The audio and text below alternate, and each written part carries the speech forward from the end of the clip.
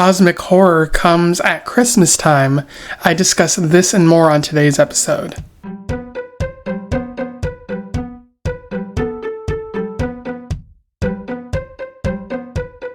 Welcome back to Around the Weird, a booktube channel where I talk about all the unusual and out of the ordinary literature that I found in my travels. Today it is Short Story Tuesday, a wonderful time to talk about some interesting short form literature.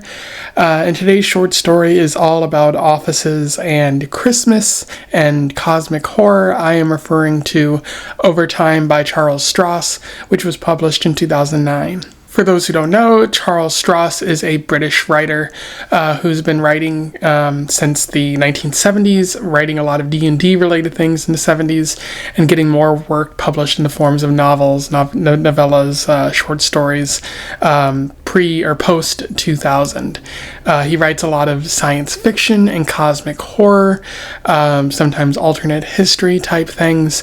One of the things that he's known for is The Laundry, which is a story about like a supernatural agency that fights cosmic horror and other such supernatural things. This is actually a part of that. I did not realize that reading it, but it's kind of a standalone story by itself that you can enjoy. But I think my review here should be considered that this is part of like an overarching kind of like mythology that Stross has been working with. Another thing I want to note is I had actually intended to read this for Christmas, but I just never got to it, and so now I'm getting to it now. So, Christmas in January, a great time there. But without further ado, let's talk about Overtime. I will do a summary, a little bit of analysis, and we will move on from there. So Overtime focuses on Bob. He is, or Bob Howard. It's a pseudonym if you follow the larger mythology, but he is an office worker for a supernatural type of protection unit called the Laundry, which focuses on hunting supernatural creatures and other worldly threats. And he has to work overnight because he did not claim like vacation time near to the Christmas holiday soon enough, and so he's now working as the night guard officer for a couple of days for some overtime work, which is where the the title comes from there. And he's not happy about working the Christmas shift, but he's getting something in return for it. And we see a bunch of flashbacks to a Christmas party that happened like a couple hours previously or something like that, where everyone was kind of enjoying, the party, and then a man named Dr. Kringle, somebody who worked for the forecasting department, basically the precognition unit, people who can see the future, Dr. Kringle, Kris Kringle, things like that. Nobody ever calls attention to that sort of thing. But basically he says this will be the last laundry party or Christmas party ever, because I can't see it after, into like next Christmas, so things probably aren't going to end well. This great cosmic threat that we all fight is probably coming to our doors now. And after that, everyone just sort of goes home to be safe with their families. Bob just proceeds to do the night guard work. He encounters some strange photocopies like at the photocopier that suggests that there's some kind of presence in the office with him, and so he begins to take up arms and hunt down whatever might be looking for him or something, or trying to take down the Laundry here. He realizes that the other people have said that the stars are in alignment, so this makes it easy for some cosmic horror to enter our world. And so he realizes that the thing that made that happen is because people believe Santa is coming, and so a ritual has sort of happened as a result of this. And so a cosmic beast is kind of performing the duty of Santa Claus and trying to enter the world, and so he's trying to figure out how to kind of counter that. He calls gets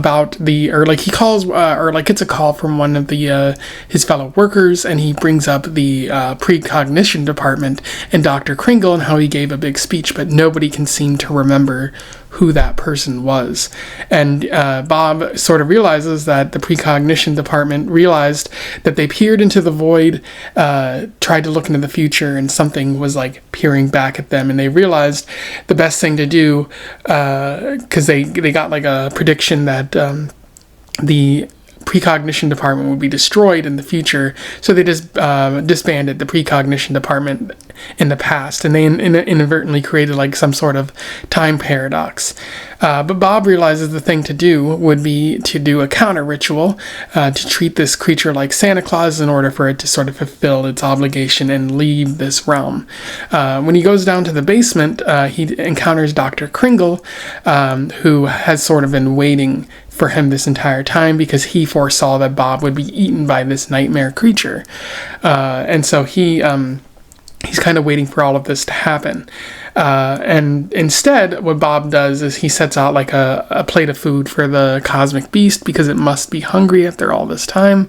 And then the beast proceeds to sort of materialize in the incinerator that Bob is sort of using as a trap. And Bob turns it on, incinerates the creature, and the creature is dead. And Kris Kringle also seemingly vanishes because, again, this was a sort of weird time paradox that was happening. And as the story comes to a close, Bob realizes that his Christmas visitor, the cosmic horror creature, has left him a piece of coal. In terms of analysis, there's a fair bit to talk about with this story. One element, or one theme that Stross seems to touch upon is the idea of magical bureaucracy, which is what the Laundry series seems to be kind of a big part of, or like it seems to be a big theme of that overarching kind of series that he's writing there. He's writing about a bureaucratic agency that fights horrors, so you see budgets, talking about overtime work and what gets granted and approved, whether the government in the United Kingdom will approve their budgets or anything like that, interactions with other departments, especially a precognition department, and there's even like a joke that the HR department is staffed by zombies, which is kind of funny. So you get a mixture of horror and the average workplace, or an office type setting, which, given that the Office was pretty big in the late 2000s, that it kind of makes sense that someone would kind of take that atmosphere and try to infuse cosmic horror elements into it. But I do think that Stross doesn't really do enough with this. He could have done a lot more with the bureaucratic aspect of this story, and he probably does that with The Laundry, but in this short story by itself, there isn't really a lot that Stross does to sort of further that along and make it more a part of the story. And again, another important element of the story is that of cosmic horror, because Stross is making use of classic Lovecraftian tropes, time paradoxes, creatures from beyond, cosmic sort of tentacle-like beast and things like that. The stars aligning and creating conditions for which these beasts can cross over into our world. So he's sort of using that, and he's also blending Christmas and bureaucracy into those kinds of things as well. And so you have an interesting sort of Lovecraftian type story that I think is also a little bit funny. And however, one key difference is that, with these Lovecraftian stories, it's often the case that characters are driven mad, which does kind of happen to Dr. Kringle and the precognition department in this story, but the protagonist, Bob, isn't driven mad, so it does feel like it isn't adhering to some of the more classic kind of elements of the Lovecraftian story. Now, I will note that this feels kind of out of place and or not out of place, but it doesn't feel like it stands up to what's being written now, especially because a lot of stories have sort of done this kind of a theme, this kind of idea, but a little bit better. And this feels very simple. Maybe he's, saving his best work for the actual like longer form books that he's writing about the laundry. But it should be noted this was written in 2009, so this comes way before the whole Reddit like no sleep sort of fad, where people wrote about these kinds of stories, and it kind of like oversaturated the market. So for 2009, this feels like a pretty okay story, but reading this now, it does feel a little bit like it's not holding up to what else has been written. Anyway, those are my thoughts on Overtime by Charles Stross.